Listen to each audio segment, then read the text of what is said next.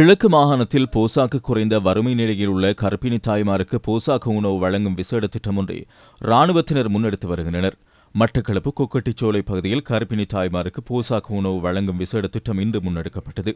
மகளடித்தீவு கலாச்சார மண்டபத்தில் இடம்பெற்ற விசேட நிகழ்வில் இராணுவத்தின் 243வது படையணியின் கட்டளை அதிகாரி பிரிகேடியர் பிரதீப் கலுபான பிரதம அதிதியாக கலந்து கொண்டார். ஸ்ரீ சிகரம் அறக்கட்டளையின் ஸ்தாபகர் அகிலா கைலைநாதன் மோரால் தொழிற்பயிற்சி நிலையத்தில் நடைபெற்ற ஆடை கண்காட்சி மற்றும் வரவேற்பு நிகழ்வில் கலந்து கொண்டார். மோரார் இலவச தையல் பயிற்சி நிலைய மாணவர்கள் மற்றும் திரேசியா பாடசாலை பாரிஸ் கல்வி நிலைய மாணவர்களால் இந்த கண்காட்சி ஏற்பாடு செய்யப்பட்டிருந்தது. அறக்கட்டளையின் பணிப்பாளர் இளையராஜா உள்ளிட்ட பலர் கலந்து கொண்டார்கள்.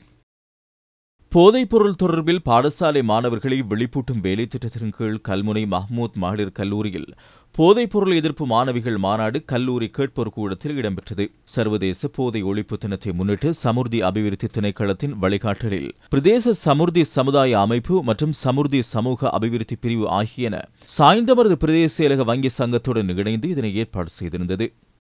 திருகோணமலை செல்வநகர் அன்னூர் வித்தியாலயத்திலிருந்து 53 வருடங்களுக்கு பின்னர் புலமை பரிசில் பரீட்சையில் சித்தியடைந்த மாணவனையும் 100க்கும் மேற்பட்ட புள்ளிகளை பெற்ற மாணவர்களையும் பாராட்டி கௌரவிக்கும் நிகழ்வு அதிபர் KM ரிஸ்மி தலைமையில் இடம்பெற்றது. வரலாற்று சாதனை படைத்த மாணவர்கள் வாகனங்களில் ஏற்றிச் செல்லப்பட்டு செல்வநகர் கிராமத்தினூடாக ஊர்வலமாக அழைத்து வரப்பட்டனர்.